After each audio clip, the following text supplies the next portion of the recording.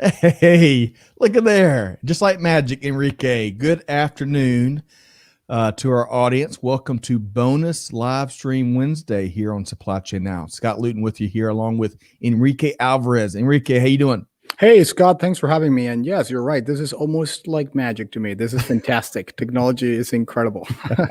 And we've been using it this year, haven't we? Oh, in droves. Goodness gracious. But, this has been a great hump day here between Supply Chain Now and the Vector Global Logistics team. It started early with a wonderful conversation, which we'll touch on in a minute, but it's going to get even better because today's live stream, today's impromptu ad hoc live stream, we're talking about leadership and we're getting some practical insights from a decorated combat veteran and leadership expert.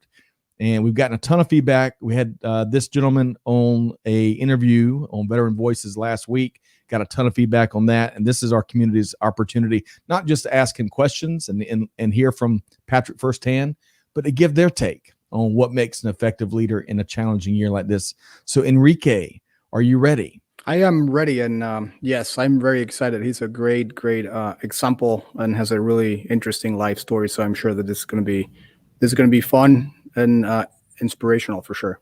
Agreed. All right. So before we get started, three things actually I'm going to add to the list. First off, quick programming note. If you enjoyed this live stream, be sure to check us out wherever you get your podcast from. Search for Supply Chain Now and make sure you subscribe so you don't miss conversations just like this one, number one.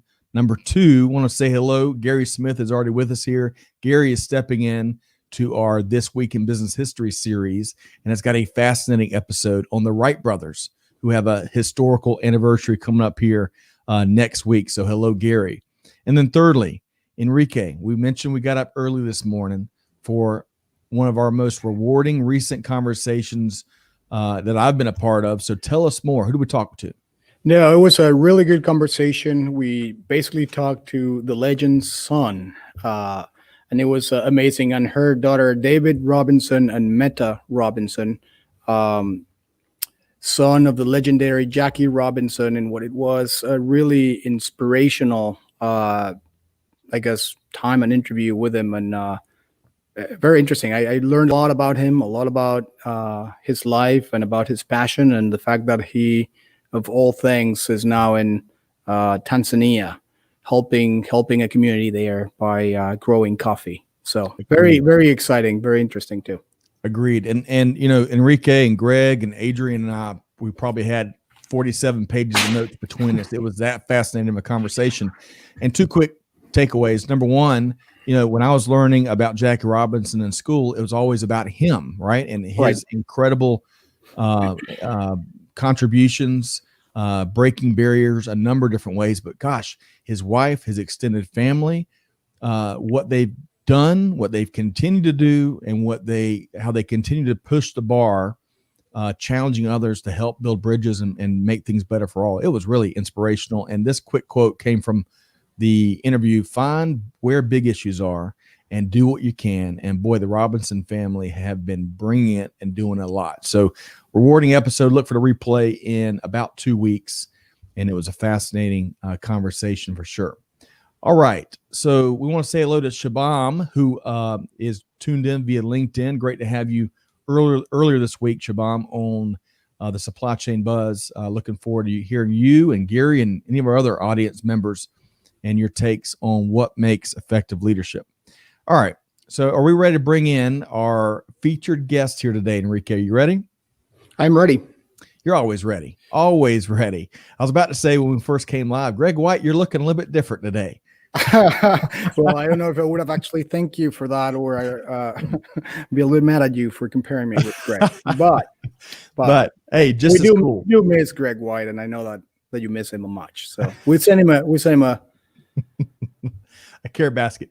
Hey, no, all kidding. I tell you, Greg's had a full plate here lately. Tequila Sunrise has really been taking off as well. But with no further ado, I want to bring in Patrick Nelson, founder of Loyalty Point Leadership, also a veteran of the U.S. Army, a combat veteran with 39 months of combat deployment to both Afghanistan and Iraq.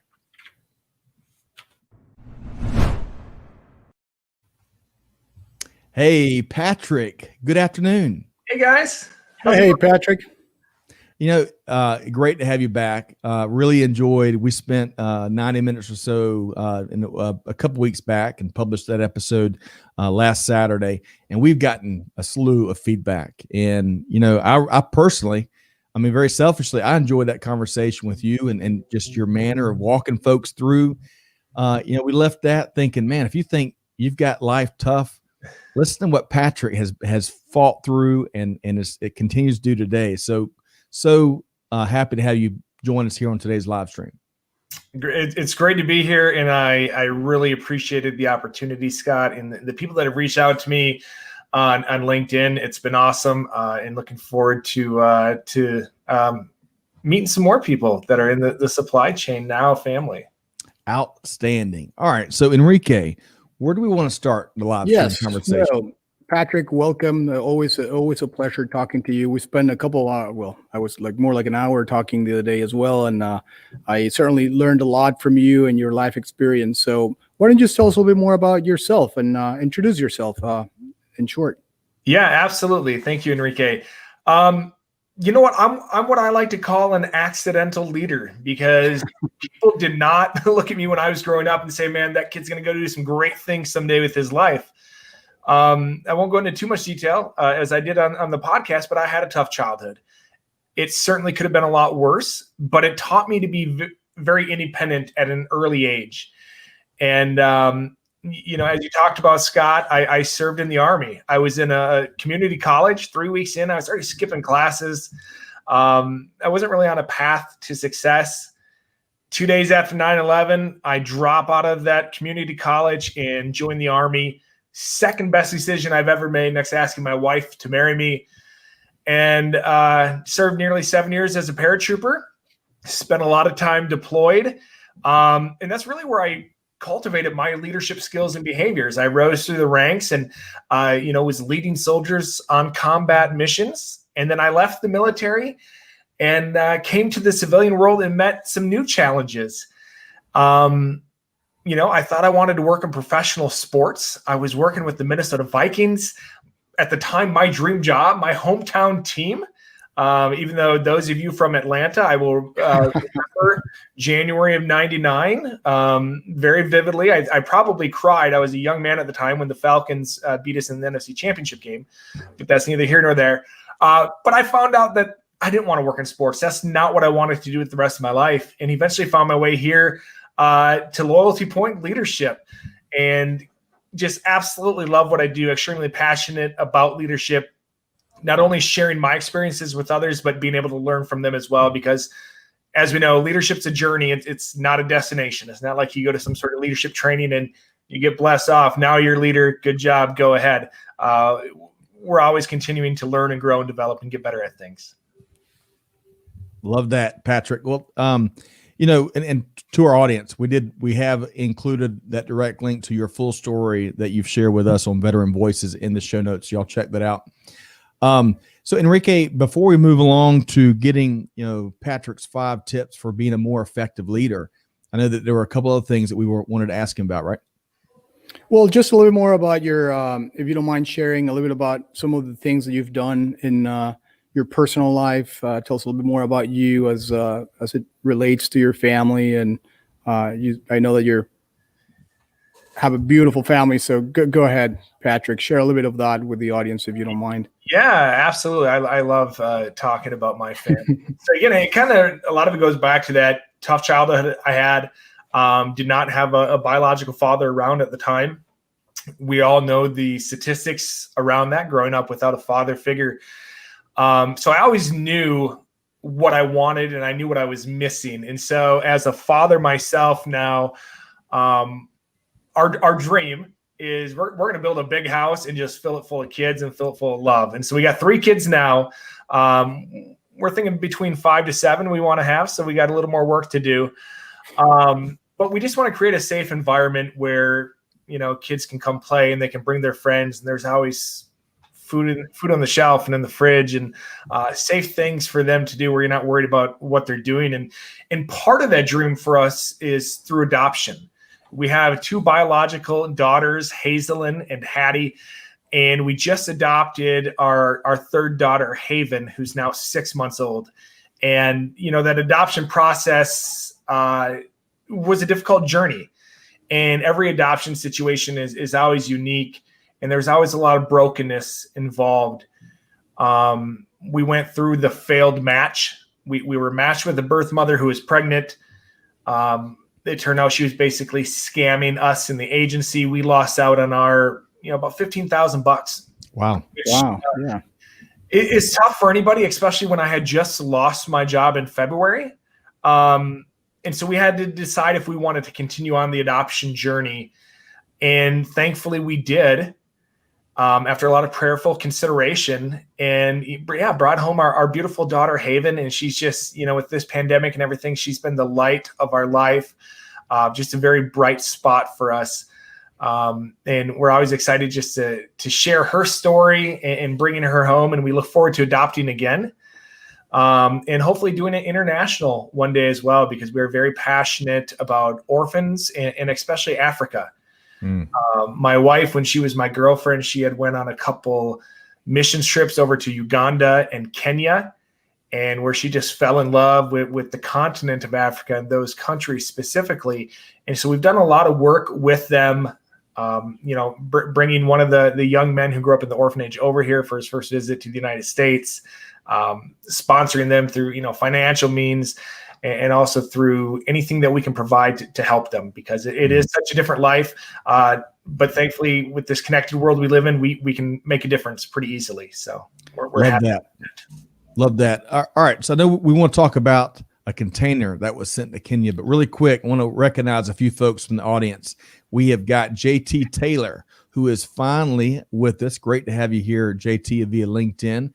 Of course, David is with us. We can't have a live stream without David. So David, hope this finds you well. And Nurfad, I'm going to share what you and Patrick, you and Nurfad have something in common. He says he's got 3 kids now, trying to make one every 6 months to keep the supply chain going to avoid inventory issues. I love it. And then finally, Anant says, hello, sirs. Have a good day. I want to know about the prospects of supply chain jobs in Canada. Anant, that's a great question. And if we've got time for that, Enrique, we'll try to weigh in on that. That's a really important topic, we know, especially in tough times like 2020 when we're all looking for opportunities. Okay, so Enrique, let's talk about this container, and then we're going to dive into Patrick's 5 hot tips. Yeah. So for some of the conversations I've had with Patrick in the past, he mentioned very casually this story about a container going to Kenya, I believe it was, Patrick. And I thought the story, he of course told it very casually at the time, that speaks to his humble spirits. But for me, it was very impressive and really admirable. So if you don't mind sharing, I think that, and I promised him, and I'm going to do it now live, I guess, that if he took the leadership of actually getting whatever we need to put in that container, we would be shipping it with him. So Patrick, I think the ball's on your court. But first and foremost, tell us a bit more about that container story. Absolutely, Enrique. Well, first of all, the wheels are already in motion on that. You're ready. We're ready. Yeah, after my wife's trips over there, in the communication that we maintained with several of her contacts, we learned of the difficulties it is for some of those nonprofit organizations to get containers. It's tough for them. And so through a group of people from her mission trip that she went on, we were able to contribute financially and fill that thing up with everything from school supplies to playground equipment, to basic necessities, and send that over there. And it was such an inspiring moment, for those of us here in the States. It doesn't seem like it'd be maybe that big of a deal. But when I saw pictures of how excited they were when that rolled into, the orphanage there and they cracked it open, I mean, it was just, it brought tears to my eyes and how thankful they were for it. And so, yeah, we're just excited to be able to continue to give back and excited. Again, the wheels are in motion. I've talked to several people already. We're gonna put that container on a ship and send it over there with a lot of love and a lot of awesome stuff to help take care of them. Wow. What a inspiring story, Patrick. I love your passion, I mean, from serving your country and sacrificing for your country, both you and your family, to what you continue to do now. It really is. It reminds me of something that Lornette Vestal shared with me, really pointed out.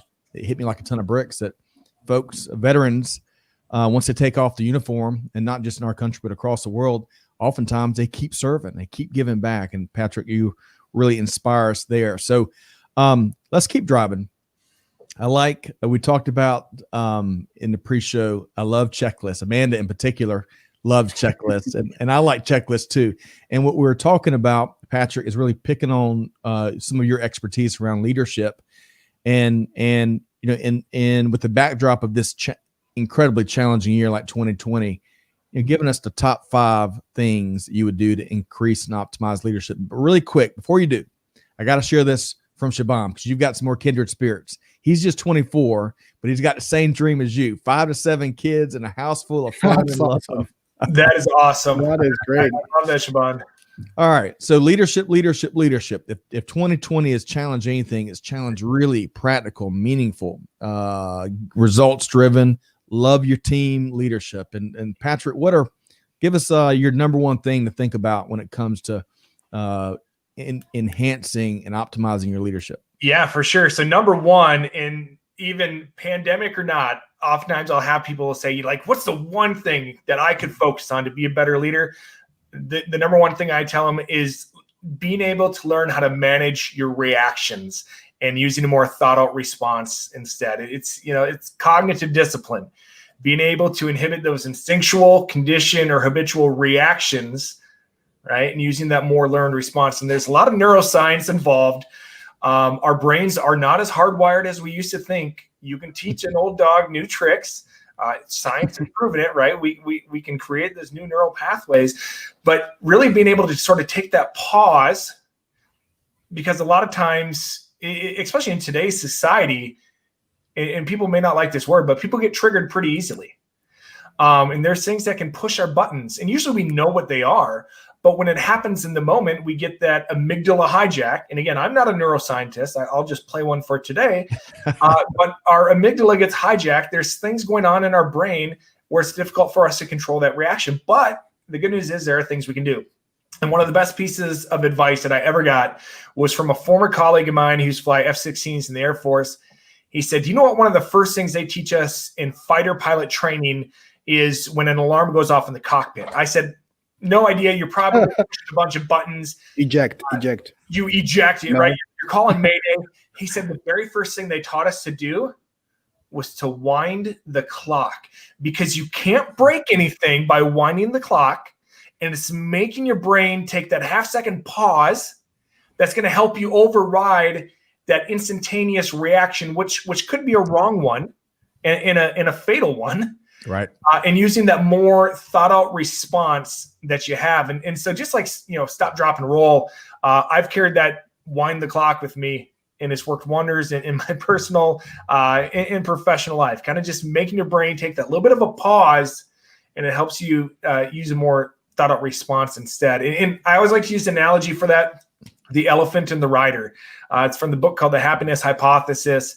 The elephant represents our emotions or our reactions, right? Right. And the rider, that little person on top, well, that's your brain. That's your logical thinking, or that's your response. If that little person on top has no idea what they're doing, which way is the elephant going to go?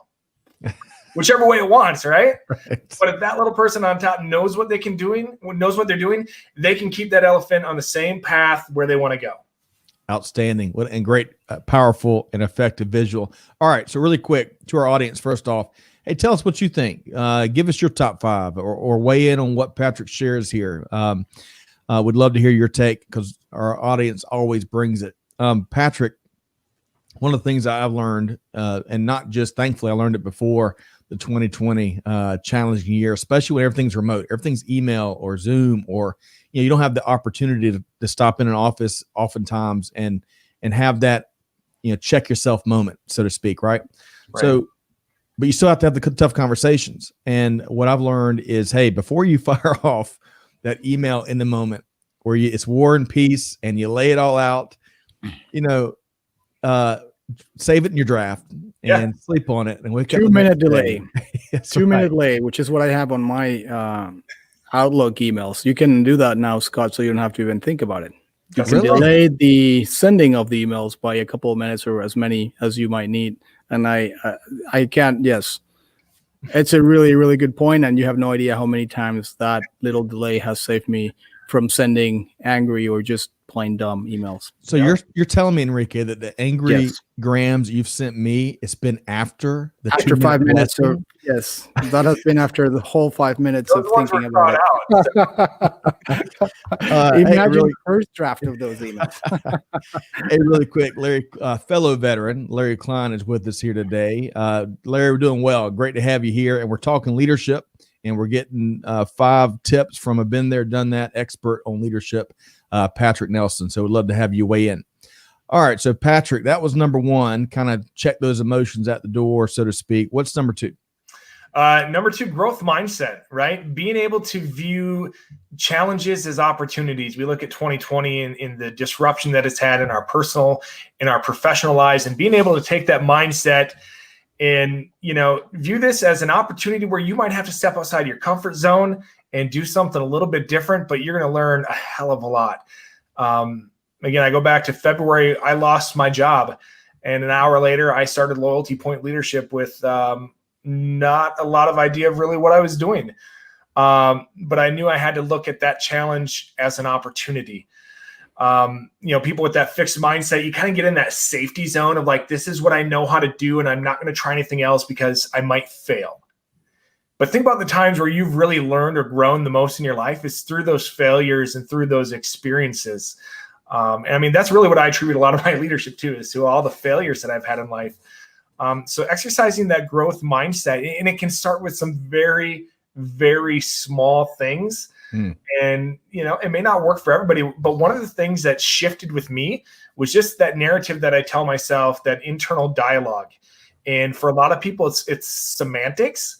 But instead of saying, oh man, I have to go to work today. You know what? I get to go to work today. Just changing that verbiage for me, again, it may not work for everybody, but changing that verbiage for me really started to shift my mindset. I always have a lot of people tell me, oh, you're such a positive person and all that. I wasn't always like this. It took a shift, and it takes time too. It's not going to happen the snap of the fingers. You're going to fail. You might lose your cool sometimes with some of your reactions, but you just have to keep trying and keep putting forth that effort. Love it. I love it. Okay. So I want to share a little quick follow-up here. So going back to Enrique's 2-minute email rule there, David says, hey, that was well thought out anger, Scott. You must have deserved it. So, also, I want to say hello to Sadi, who is tuned in via LinkedIn. Great to have you here, Sadi. All right. So Enrique, respond to item number 2 that Patrick just shared. What comes to mind? I think he's absolutely right about that. And I feel like technology and social media and the way things are going in the world sometimes prevent people from making mistakes, because now we think that making mistakes is just, it's dumb or it's the sign of not being qualified for a job, and I think that's wrong. And that's one of the things that I'm trying to at least instill in my kids, right? I mean, if you don't make mistakes, you're never going to learn. So if you're not trying hard enough, it means that you're not learning. If you're not failing, it means that you're probably not going to achieve something beyond the comfort zone and what you initially imagined or thought possible. So no, I couldn't agree with him more. Plus, I have made all the mistakes in the book already, so I'm with you on that. All right. Well, excellent stuff. Gary Smith wanted to comment on your first one that you shared, or do a follow-up on the first comment you shared, top of the list there, Patrick. He says, communication tip: never email when you can call, never call if you can meet face-to-face. Although, of course, this can be tough in the current environment. Great advice. All right. So big fan of failure because you learn, you've got it. No one succeeds all the time. I mean, Jackie Robinson this morning, Hall of Famer, one of the best baseball players that Major League's ever seen. And the old proverb, Hall of Famers, get hits 3 times out of 10. Right. So, but learning the key, I think the folks that really go on to accomplish big things are the folks that are humble enough to really study those losses and figure out what went well and own that failure. And so Patrick, so let's keep trucking. What is number 3 on the top 5 list? Yeah, absolutely. And it's directly, related to those failures. It's accountability. It's something that I first noticed when I transitioned from soldier to civilian, and that I've seen a lot in the civilian world. There's just a lack of personal accountability. And I've seen it, how it can impact organizations and cultures. Now, I like to help organizations really shift that mindset of accountability from that deficit base where it's, somebody does something wrong and we're going to point the finger at them because it's their fault and we're going to blame them and make sure that they get in trouble, as opposed to what's known as forward-looking accountability, where our number one goal is to find out, how did it happen? How can we prevent it from happening again? Where we're not having that culture of fear, of people that are so scared and risk adverse when it comes because they don't want to make mistakes. Now, again, I'm not talking about, like workplace safety, because we do want to be risk adverse there, but making mistakes where it's not going to cost somebody their fingers, their toes, or their lives. A lot of times people get in, again, going back to that fixed mindset, they become risk adverse. And there's just a lack of accountability. And so shifting it and looking at, Facebook kind of pioneered it in their early days, fail fast, right? We want you to fail and we want you to fail fast, and we're going to learn from it. And it's going to help us grow exponentially what we learn from that. And the key from that as well is being able to share what you learn, not just, keeping that knowledge inside, but being able to share it with others. And again, that's really kind of what I do with my work. It's me really sharing my failures with others. And so I always encourage people, please open up, be vulnerable. It certainly requires a culture of trust and accountability to be able to do that. But when you do it, that's when great things happen. And that's really where high performing teams exist. Love it. And being comfortable with some of your weaknesses. You can't be great at everything, and you're going to have gaps and blind spots, and you got to know you got to find those out based on feedback, right? And some of these failures. Everybody's got weaknesses, challenges, and limitations. I don't care who you are. We all have it. Yeah, great point there.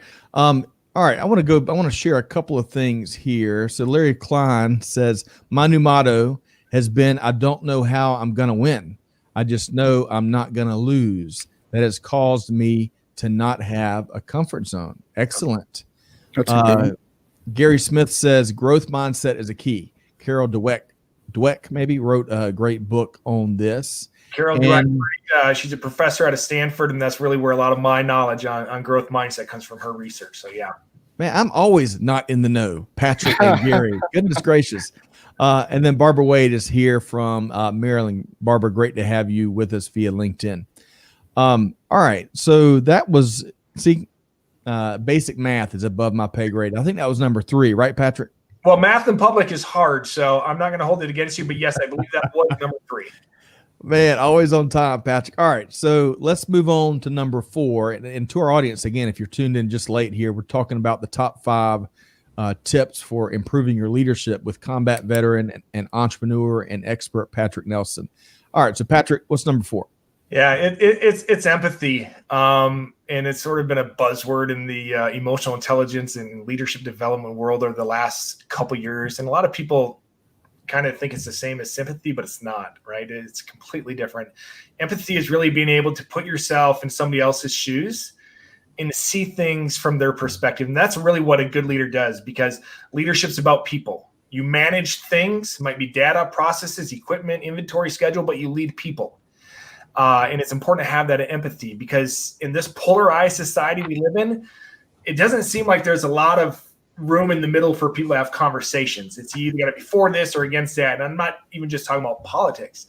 Look at how people's thoughts on COVID and even the response, how it's divided us. And I think we get caught up and so fortified in our own stance on things, and myself included, that we tend to overlook the actual people side. And, empathy is really, again, being able to put yourself in their shoes, understand their experiences, how it's informed them, and have conversations. And again, if you can do that, you're doing pretty good, because that's really difficult in today's society. But again, we're only one person, but the smallest acts of service, just having conversations with people, can sometimes have the biggest impact. Well put there. Well put. Enrique, why don't you follow up on the topic of empathy? What's important to you? Yeah, I think as Patrick was saying, right, and he is by far the expert on this, but it's just really something that I believe this morning, Scott, in that very interesting interview that we had with David and Meta Robinson, Meta said it. It's just do beyond your own. It's kind of like the way she put it. I had to flip through my notebook to get the exact quote, but that's what she said, right? Just do beyond your own. And I think that's a little bit about what empathy is to me, right? Just don't always be so selfish, right? Yeah, well put. And Meta, both Meta and David were a 1-2 punch, by the way. And Meta is David's daughter, and to see them in their business ventures, and not just what they're doing kind of in their Give Forward programming, but what they're doing with Sweet. Let's see here, Enrique. Sweet Unity, right? Right. Sweet Unity Farms Coffee. Y'all got to check that out. If Amanda, if you're still there, I'd love that for you to drop that in notes. But again, it's very forward looking. They're bringing all the from the farmers to all of the workforce, all the different shareholders, and bring them to the table. So there's something in it for all of them, building a sense of community. And that's, hey, we can't get enough of that here in 2020, moving into 2021.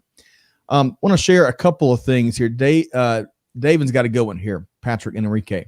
It's not just about business growth, but also personal growth, right?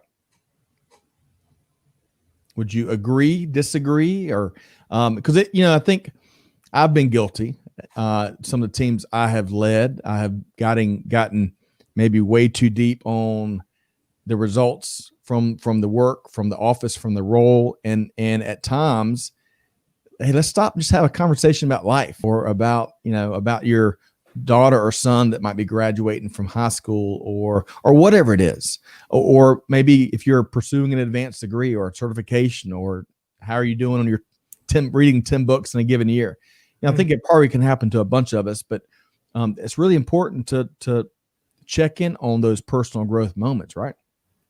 Go ahead, Patrick. Yeah, I think it absolutely is, because again, leadership comes down to people. Everybody knows that leadership's important. We know what good leadership looks like. Everybody can describe exactly this is what I want out of a leader. But we fall short again because we're people. Right. We're flawed as human beings. But when we're able to have conversations together, when we're able to focus on, again, and I like to think not only our deficits, the things that we can get better at, but even our strengths, being able to leverage our strengths. And everybody is so unique. For example, myself, I used to have a very strong personality where I wasn't a small chit chat, get to know you kind of guy, very results oriented, drive. And a lot of that came from my time in experiences in the military. But you can shift that where you can, hey, you know what, take a pause, make it about the people more than the process, more than the results. And I think you're going to see some fantastic things when you're able to do that. Yes. Well put, Patrick. And by the way, we did get a question here. Let's see here from Barbara. Glad to join. Will we get the speaker's contact info? And Barbara, we've got Patrick's LinkedIn profile, direct link in the show notes. And I'm sure we'll capture exactly how to get in touch with Patrick as we wind down this interview here momentarily. It's a great question. Enrique, as we talk about personal growth, a couple comments from you? No, I think, we both mentioned that it is important. And I would actually even challenge the audience and you guys to think that it's just the only thing that matters, really. I mean, we're just people, right? I mean, I think that if we really understand how the people we work with and the people we do business with, or just even our own families, if we really understand and could understand a bit more about what they're thinking or feeling and be more emphatic, I think a lot of the issues that we have in the world will really just disappear. Great point. And along these lines of personal growth, David adds not just your personal growth, but the team that you, I imagine, you lead or you serve with, or maybe moving up who you might report to. Great point there, David. One thing I want to add, Scott, is when I think of leadership, I'm very behavior focused on leadership. It's not about the position or title. It's not as if we punch in for work, we put on our leadership hat. Right. Now we need to start being good communicators and listening and empathetic. And then we punch out for the day and okay, I'm done. I don't need to be empathetic anymore. I think it's something that we carry with us, and that through that personal growth 24/7, whether we're at work or we're leading our family or leading in our communities. Great point. Great point. And Gary, just like Patrick, he lays out Carol's book, the name of the book. He also says empathy is key. Having had tough times can make you empathize with others, especially when you are other directed. Interesting point there, Gary. Good point there. All right. So now we're moving into the home stretch and finishing up with number 5 on this top 5 list of how to optimize your leadership, Patrick. Yeah. And again, when I think leadership, there's a lot of models out there, a lot of tools. And I can lead a workshop and I can fit all my examples into this nice little box, but in the real world, it doesn't always happen like that. I think some people tend to make leadership a little more complicated than it needs to be. But again, if we just focus on the people, and one of the things that it comes back to me when I think about how I got to where I'm at now from the challenges that I've had, is surrounding yourself with the right people. And what I mean by that is not the people that are going to be the yes men or yes women in your life are going to tell you that everything's great. It's going to be the people that tell you what you need to hear, right? Not what you want to hear. And I can think back to after I had been out of the military for several years, my little brother had joined like literally right after I joined. And so I was a paratrooper. I thought I was pretty cool, right? Well, he had to one-up me and he became an Army Ranger. And 7 years in Ranger battalions and went to Afghanistan like 6 or 7 times. So pretty cool dude. Got to do some pretty cool things. And before he got out, he had a business idea and he was so pumped about it. He put a lot of work into this PowerPoint, this business plan he put together. And he sent it to me. He was so excited. He said, let me know your thoughts on this. I put a lot of time and work into this, blah, blah, blah. And he sends it to me and I call him up. I said, that sucked. Now we're brothers and we can talk like that. Okay. I definitely don't advise or teach that type of communication. And at first he was a little bit disappointed in my response to him, but then he understood that I wasn't just going to blow smoke up his butt and tell him, oh my gosh, this is the best thing I've ever seen. I'm so proud of you. That I had his best interest in mind. And obviously the conversation continued past this sucks, obviously. Where he understood that I had his best interest in mind and I wanted to see him succeed.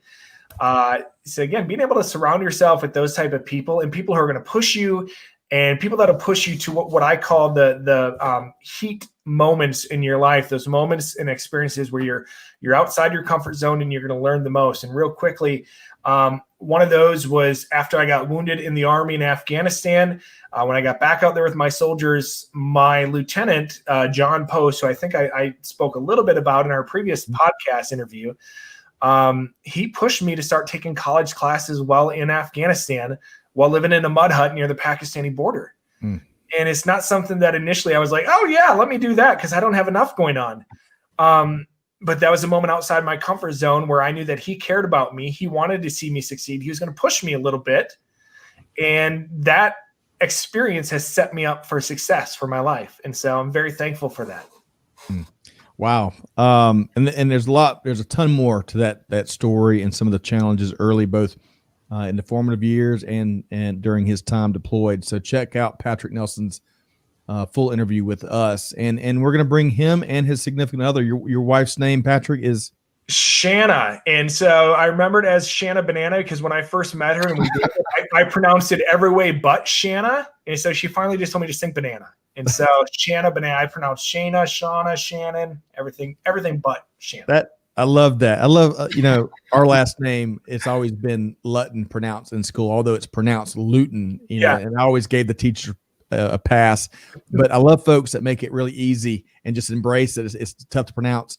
Our friend Tony Shirota leads the Reverse Logistics Association, and I'm one to get my kids' names wrong all the time. And he told me, he's like, Scott, you remember that song My Sharona?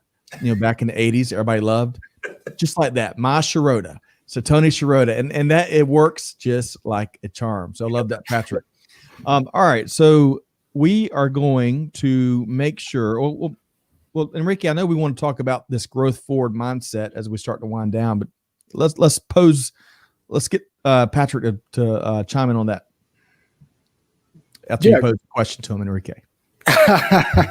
Well, thank you very much for clarifying that, Scott. No, so Patrick, I mean, you've given us like very practical tools that of course require practice and experience, and I'm sure it takes time to master each and every one of them. But how do you, after you have given us all this information and this really good advice, how does that kind of boil down into your personal life? How do you boil this into your giving forward mindset and the gathering things for the container in Kenya or adopting your daughter? I think it's honestly pretty simple for me. I didn't get here where I'm at on my own, and I want to be able to give back and help those people that might need a little bit of a hand up.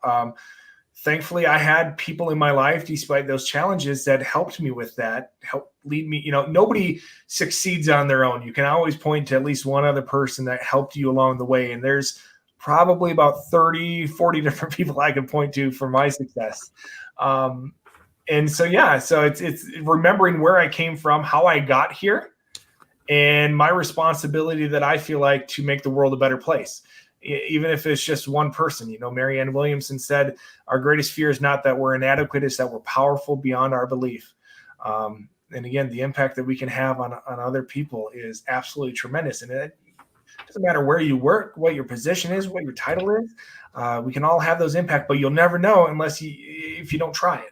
So you have to put yourself out there. Love that, Patrick, man. All right. Want to share a couple of comments here from the audience. Gary's on fire today. Gary and Patrick, talk about your 1-2 combos.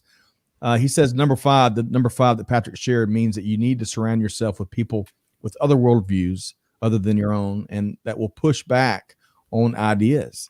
I love that. Patrick, your take on that? Yeah, absolutely. Diversity of thought is one of the most powerful things out there that I think help businesses really succeed.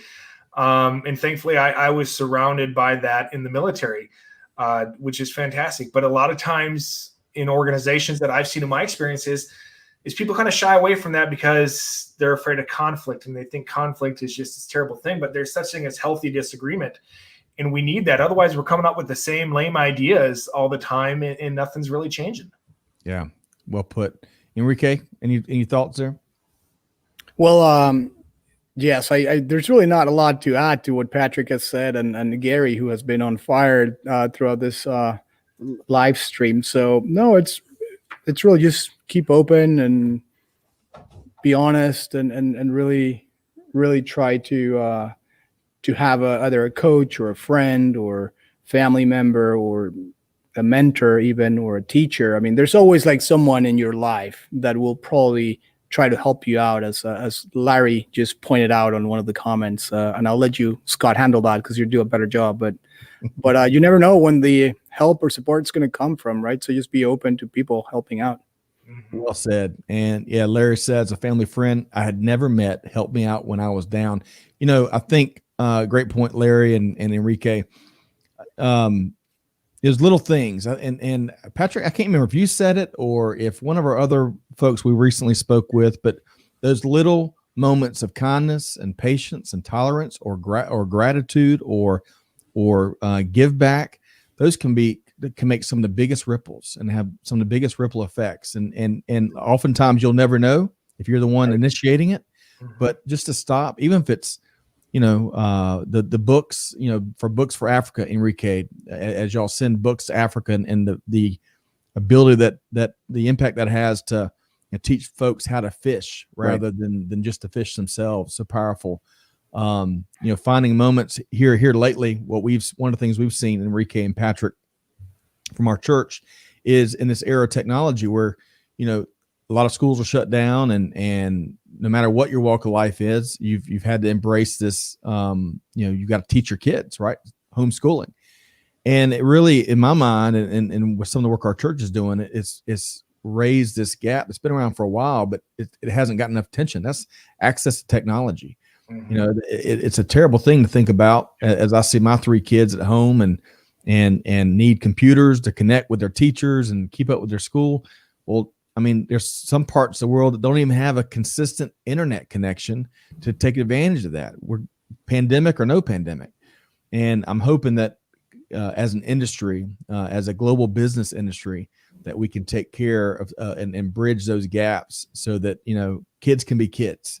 And that's so important for that to happen. So, all right. So, Patrick, let's make sure that folks know, as Barbara and others, you know, are already clamoring for, because it is, I always learn a lot sitting down with you. How can folks connect with Patrick Nelson?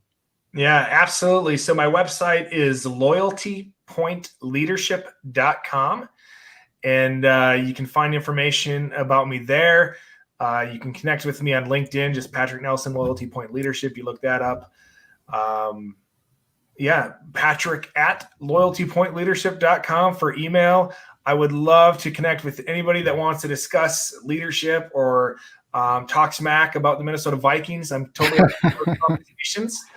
I love connecting and being able to learn from others. And, I'm just going to keep at it with this loyalty point leadership. Again, I'm not an entrepreneur at heart, as much as, I really say I'm not. All I know is I have to keep doing something. And so every day, that's what I'm going to keep doing, trying to influence and inspire.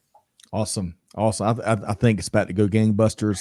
I love your approach here, Patrick. You've got so much to offer, and looking forward to bringing you back on. Let's share a couple of comments. Enrique, like we talked about pre-show, unlike typical live stream fashion, we're not swooshing Patrick anywhere. He's here with us until the end, whether he likes it or not.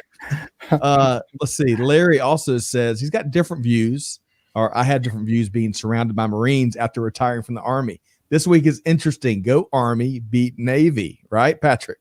Oh, absolutely. This is always a big week. And what I love more than, the game itself is awesome, and having the midshipmen and the cadets. I don't know what they're doing with COVID actually with it, but the pranks they do leading up to it is always the best as well. And so I found a few of those on the internet, painting or decorating a statue or whatever they're doing to each other. I think it's a great tradition. And I think it is being held. The game is back at West Point for the first time since, I think, 1947. Yeah. So, different times. But we're going to get through it. T Squared, great to have you with us, T Squared. He always holds down the YouTube fort on our live streams. Says the forms in which it comes, meaning the goodwill and help and assistance, can surprise in surprising ways. Absolutely. Well said. And Sandy Lake is with us. Sandy Lake is doing a lot of great things, expanding logistics and supply chain and really industry here across the state of Georgia. Appreciate her leadership. She got a son that I think still currently serves in the Army. So I'm with you, Sandy. Go Army, beat Navy, at least for this week. All right, man, Enrique, Patrick, we covered so much ground in about 45 minutes. And Patrick, we appreciate your time. We're not going to hold you too far or too much longer. We do want to make sure we got a big live stream tomorrow as well. And it's this topic that's getting so much attention, digital transformation. How many times have you heard that every day, Enrique and Patrick, right? Right. We're kicking off this new series, Digital Transformers, with our dear friend Kevin L. Jackson, who is going to kill me after I said Army, go Army, beat Navy, because Kevin is a retired naval aviator, amongst other things. And he is a digital transformation guru. So we've got Thomas Carter with Total Network Services and Sandra Natali with AT&T Business joining us at 12 noon tomorrow, talking about digital transformation on that new series. So join us across any of those 5 social platforms. And I think all Instagram is coming around. Who knows? Our live streams may be there live in the weeks ahead. All right.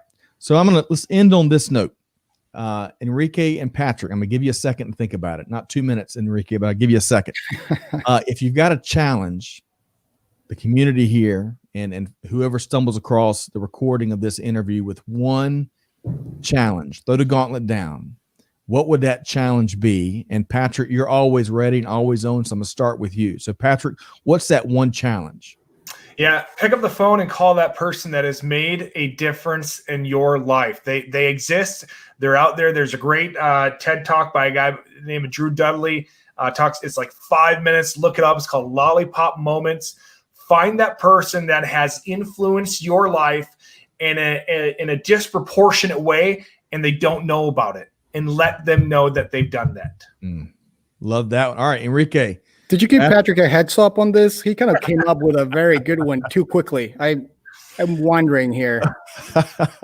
All right, so Enrique, if you had to challenge folks. If I had to challenge folks, and I'll do it myself as a self-challenge for the week, I think it's just going along the growth mindset recommendation that Patrick said. Just try something new. I mean, be brave. And I read this a quote somewhere.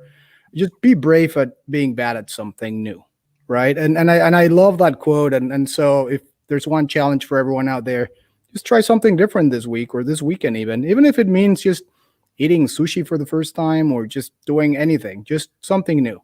You must have coached my wife, because I've never had sushi. So that's yours, Patrick. That's yours. This weekend, we need a picture of you eating sushi.